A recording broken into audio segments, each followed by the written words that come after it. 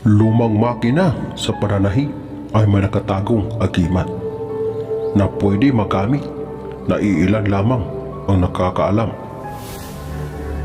Hindi sukat akalain na ang simple at lumang makinang ito ay may malakas na agimat.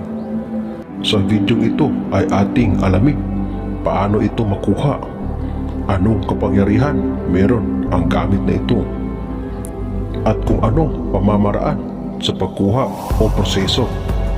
Yan ang ating sasagutin sa video ito.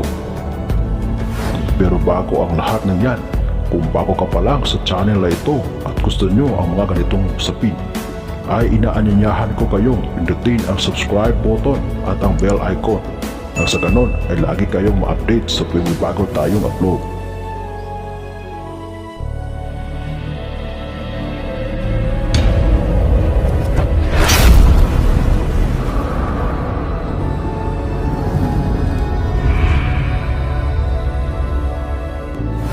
Ang barakilya ay pinaniniwalaan na magaling na agimat na makikita lamang sa mga lumang makina sa pananahi, na bihira lamang makita dahil sa ito ay luma na, at iilan lamang ang may mga alam nito na antingero, maliban na lamang kung ito ay naikwento sa iyo.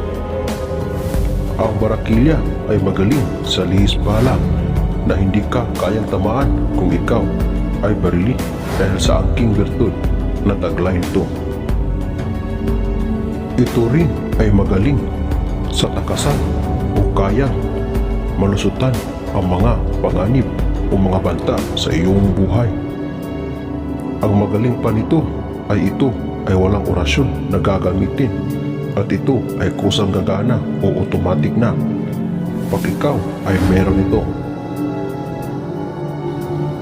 Kung makakakita ka ng luma na makina ay pwede mo itong makita, pero dapat alam mo kung paano ito kunin.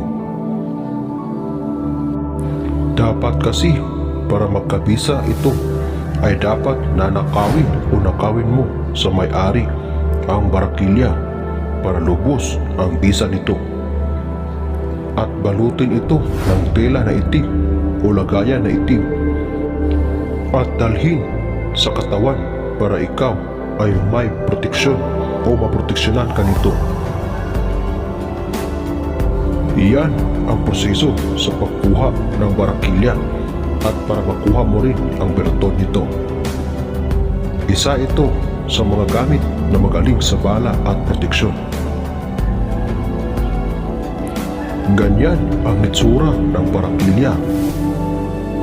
Pahaba na patulis na merong sinulit.